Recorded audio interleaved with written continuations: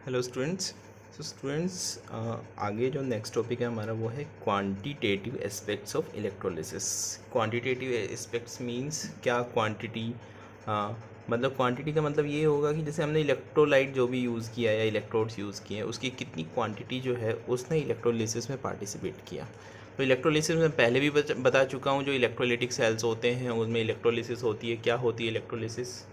तो जैसे कि अगर हम बात करें, जिंक, हमने डेनियल सेल यूज़ किया था। डेनियल सेल में क्या हुआ था, जिंक और कॉपर जो है वो इलेक्ट्रोड्स थे और ZnSO4 CuSO4 क्या थे, उसके अंदर इलेक्ट्रोलाइट्स थे। लेकिन अगर जैसे रिएक्शन कंप्लीट हो चुकी है, लेकिन यहाँ पे हमने क्या किया, जैसे इसका जो 1.1 वोल्ट आया था, इसका स्टैंडर्ड पोटेंशियल इस सेल का हमने कैलकुलेट किया था। लेकिन जैसे ही हम इलेक्ट्रिसिटी प्रोवाइड करना शुरू करते हैं, मतलब हमें रिवर्स रिएक्शन करानी, इलेक्ट्रोलिसिस में क्या होता है, इलेक्ट्रिसिटी हमने रिवर्स में इसको प्रोवाइड की है, ठीक है, ना कि इसे इलेक्ट्रिसिटी कंज्यूम की है, इसको इलेक्ट्रिसिटी प्रोवाइड की।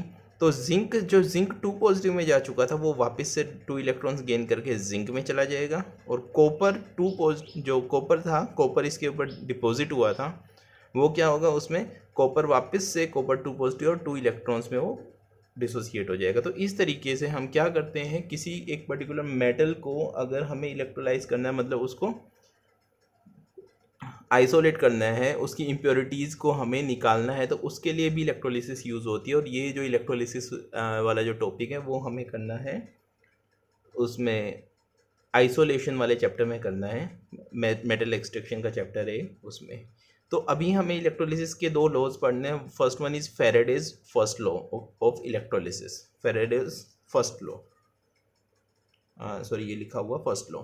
तो फर्स्ट लॉ जो है वो क्या बोलता है, वो ये बोलता है कि जितना भी हमने इलेक्ट्रोलिसिस की है उसमें जो जिस मटेरियल का इलेक्ट्रोलिसिस हुआ है, जैसे यहाँ पे ZnSO4 का इलेक्ट्रोलिसिस हुआ है, तो उसमें जो पर्टिकुलर मटेरियल जो है, जैसे इसमें जिंक होता है, कि इसमें कॉपर है इस साइड में, तो वो जितना मास उसका लिबरेट होगा, या तो लिबरेट हो रहा है या फिर डिपॉजिट हो रहा है। इसकी बात करें तो इसमें Zn2 पॉजिटिव टू Zn जा रहा है, that means this is solid, so इसमें तो डिपॉजिट हो रहा है। और इसमें क्या हो रहा है, इसमें डिसोसिएट हो रहा है, कॉपर जा रहा है कॉपर 2 पॉजिटिव में। तो किसी भी एक का केस ले सकते हैं हम, जितना भी मास उसका डिपॉजिट हो रहा है या लिबरेट हो रहा है, वो डिपेंड करेगा कि उसके अंदर से कितना चार्ज ट्रांसफर किया। That means the mass of substance deposited और liberated at an electrode is directly proportional to the quantity of electricity in form of charge that is passed through it. Okay, ये directly proportional का sign, if we remove it we are using m equal to this z is proportionality constant. ये मैंने तीनों लिखे हुए हैं। m is the mass in grams, okay, q is the charge in Coulomb's and z is the proportionality constant and it is also called electrochemical equivalent. Electrochemical equivalent जो z होता है, कई बार न्यूमेरिकल में आता है कि तो मैं ये नहीं बोला होगा कि Z कैलकुलेट करो, उसका लिखा होता है इलेक्ट्रोकेमिकल इक्विवेलेंट कैलकुलेट करो। तो फॉर्मूला यही है, बहुत इजी है, सारी तुम्हें टर्म्स गिवन होगी, ठीक है। ये टर्म्स गिवन नहीं होगी तो इसके अलावा जो दूसरी टर्म्स होती है वो गिवन होगी, वो थोड़ा सा आगे बताऊंगा मैं, ठीक है।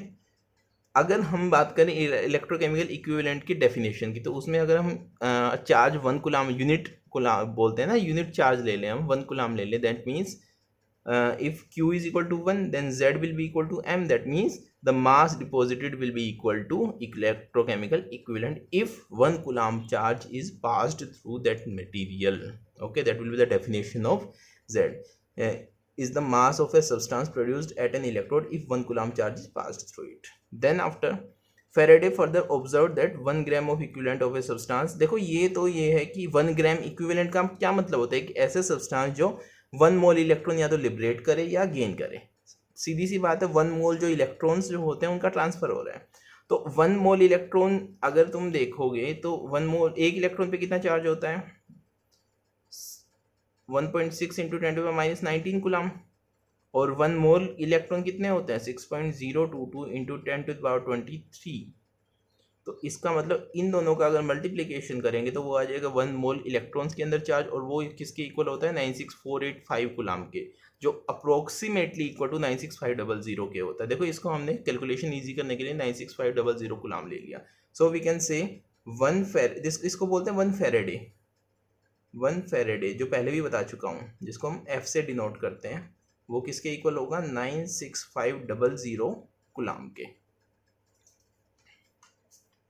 ओके, तो 96500 कुलाम मीन्स कितने electron, 6.022 10⁻23, that means 1 equivalent mass. Okay, सो 1 कुलाम में कितना चाहिए, देखो ये जो यूनिट मेथड होता है उससे भी निकाल सकते हो। That means 96500 कुलाम gives out 1 mole electron, और 1 मोल इलेक्ट्रॉन किसके होते हैं, किसी के भी इक्विवेलेंट मास के, है ना, किसी के भी इक्विवेलेंट मास के इक्वल होते हैं।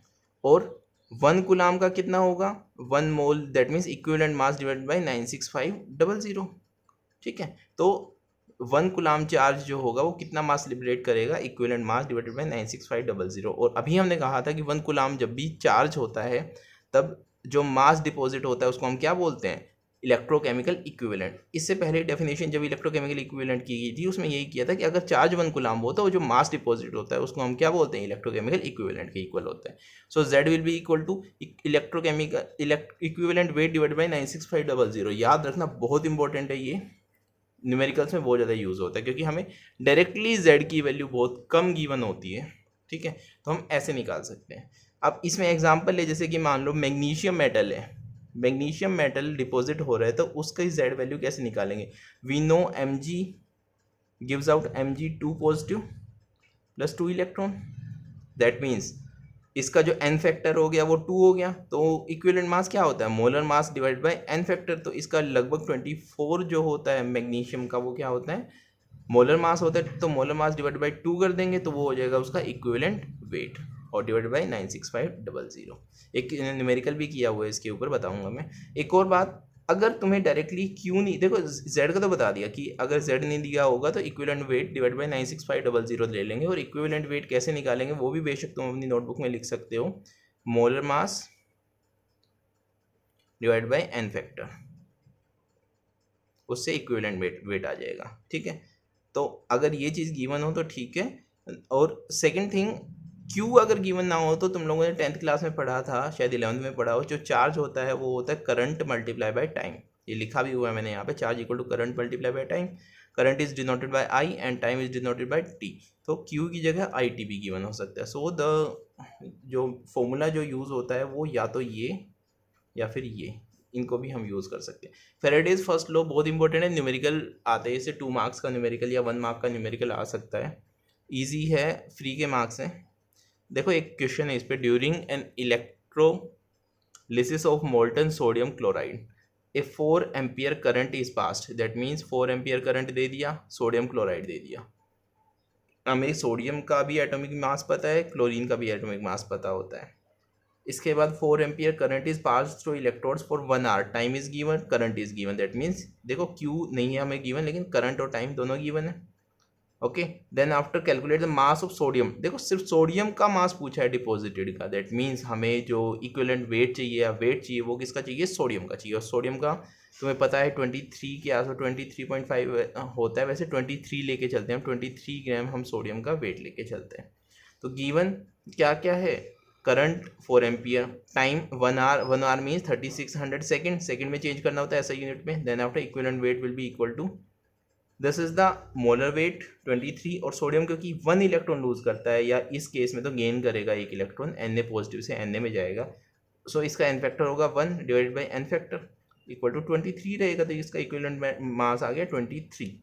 तो हम ये फॉर्मूला यूज़ करेंगे, E/96500 multiply by I into T. तो E जो है इक्विवेलेंट मास कितना आ गया, 23 आ गया। इसके जो करंट है वो 4 एम्पियर है, time is 3600 second, so it is 3.4 gram, answer आ गया इसका। ठीक है, इजी क्वेश्चन था। तो इसी तरह के क्वेश्चन आते हैं, बहुत टफ नहीं आते, सिंपली यही सारे इन चीज़ों में से 2-3 चीज़ें गिवन होगी और एक चीज़ निकालनी होगी। Then after Faraday's second law बहुत ज़्यादा यूजफुल नहीं है, सिर्फ इसकी डेफिनेशन तुम्हें याद रखनी है। कहीं कहीं एक आधा न्यूमेरिकल कभी साल 2 साल में, CBSE में तो बहुत कम चांसेस होते हैं इसके आने के, क्योंकि इक्विवेलेंट वेट इसमें जो लेते हैं इसकी बजाय जो हमने 96 जो Z की वैल्यू इक्विवेलेंट वेट बाई 96500 जो यूज़ किया उसी से हमारा न्यूमेरिकल आ जाता है, मतलब फर्स्ट लॉ को यूज़ करके ही आ जाता है, क्योंकि mostly only 1 electrolyte is given. When the same quantity of electricity, two different electrolytes है, उनमें से same quantity of electricity pass की है, then the masses of different ions that are liberated, जैसे ये डिवाइडेड बाई ये, at the electrodes are directly proportional to their chemical equivalent weight. These are the equivalent weight. तो ये इनके directly proportional और उनका रेशियो, इन दोनों का रेशियो इन दोनों के रेशियो के इक्वल होगा। बस ये था फैराडेज सेकंड लॉ।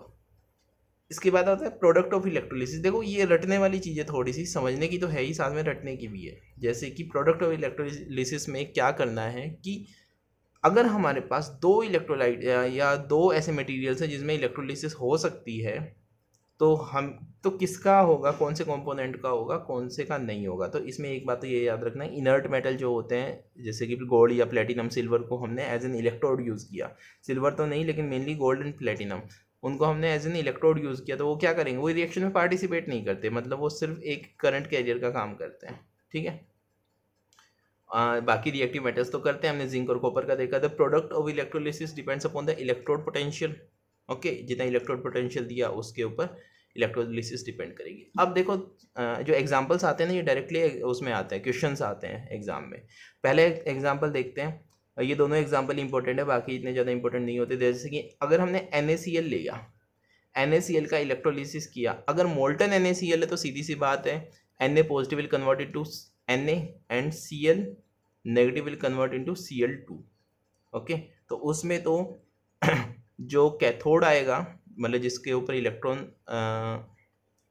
जिस पे ऑक्सीडेशन हुई है, ऑक्सीडेशन किस पे हुई है, Cl नेगेटिव से Cl पे गया, उस पे तो क्लोरीन लिबरेट होगा एनोड पे, और कैथोड पे सोडियम लिबरेट होगा। मोल्टन NaCl की तो बात अलग है, लेकिन अगर एक्वेस NaCl ले रखा हो उसके अंदर केस आता है। तुम लोग लिख लेना कि इन केस ऑफ मोल्टन NaCl, सुन लो ध्यान से, इन case of molten NaCl, Na is produced at cathode and Cl या Cl2 gas is produced at anode. But in case of aqueous NaCl देखते हैं, एक्वेस का मतलब क्या है, उसके अंदर NaCl भी है और वाटर भी है। तो NaCl और वाटर है, दैट मीन्स H2O का भी इलेक्ट्रोलिसिस हो सकता है और NaCl का भी इलेक्ट्रोलिसिस हो सकता है। तो अगर NaCl का इलेक्ट्रोलिसिस होता है तो क्या बनेगा, Na पॉजिटिव से Na बनेगा, और अगर H2O का होता है तो हाइड्रोजन जो होगा वो किस में कन्वर्ट हो जाएगा, H2 में। इन केस ऑफ एनोड, अगर Cl का देखो दोनों पॉसिबल रिएक्शंस है, इसमें भी लिख लेना, at anode possible reactions are, at cathode possible reactions are, at anode possible reactions are. अगर क्लोरीन का इलेक्ट्रोलिसिस होता है तो Cl2, और अगर OH नेगेटिव का, देखो यहाँ पे जो है H2O लिखा हुआ है इसी फॉर्म में लिखते हैं, बाकी ये OH नेगेटिव का इलेक्ट्रोलिसिस हो रहा है, H पॉजिटिव का यहाँ हो गया वाटर के, और OH नेगेटिव का यहाँ, तो इसमें क्या बनेगा, ये चीज़ें लिबरेट होंगी। अब बात आती है इनके सेल पोटेंशियल की। देखो कैथोड का मीनिंग क्या है, जहाँ पे क्या होती है, रिडक्शन होती है। तो इन दोनों में रिडक्शन पोटेंशियल किसका ज़्यादा है, इसका माइनस में है, इसका जीरो में है, दैट मीन्स इसका रिडक्शन होना चाहिए हाइड्रोजन का। इन दोनों में क्योंकि एनोड पे ऑक्सीडेशन होती है, दोनों रिडक्शन पोटेंशियल गिवन है, मतलब रिडक्शन पोटेंशियल जिसका कम होगा, या फिर अपोजिट हम कहें ऑक्सीडेशन पोटेंशियल जिसका ज़्यादा होगा, उसकी क्या होनी चाहिए, ऑक्सीडेशन होनी चाहिए, रिएक्शन में पार्टिसिपेट करना चाहिए। उसके हिसाब से तो इसमें 1.23 वोल्ट, देखो इसका रिडक्शन पोटेंशियल कम है, तो इसका मतलब इसका ऑक्सीडेशन होना चाहिए, इसका ऑक्सीडेशन नहीं होगा। लेकिन होता क्या है एक्चुअली, इसमें तो चलो ठीक है हाइड्रोजन का, इसमें तो ये वाला जो हाइड्रोजन होता है ये वाली रिएक्शन होती है, सोडियम जो होता है उसके इलेक्ट्रोलिसिस नहीं हो पाती, लेकिन इसमें क्योंकि इसका कम है, लेकिन फिर भी Cl की जो इलेक्ट्रोलिसिस है वो होती है। इसके पीछे रीज़न क्या है, याद रखना कि जब ये ऑक्सीजन की फॉर्मेशन होती है ना, तो ऑक्सीजन की फॉर्मेशन में जितना इलेक्ट्रोड पोटेंशियल ये 1.23 है ना, इससे कहीं ज़्यादा ऑक्सीडेशन पोटेंशियल चाहिए होता है इसकी फॉर्मेशन में, ये काइनेटिकली होती है ये रिएक्शन इसलिए। और इस वजह से इसको क्या बोलते हैं कि जैसे हमने जो एक्सपेक्ट किया था जितनी ऑक्सीडेशन पोटेंशियल, अगर उससे ज़्यादा ऑक्सीडेशन पोटेंशियल अगर हमें चाहिए होता है किसी रिएक्शन कराने के लिए, उसको बोलते हैं ओवर पोटेंशियल।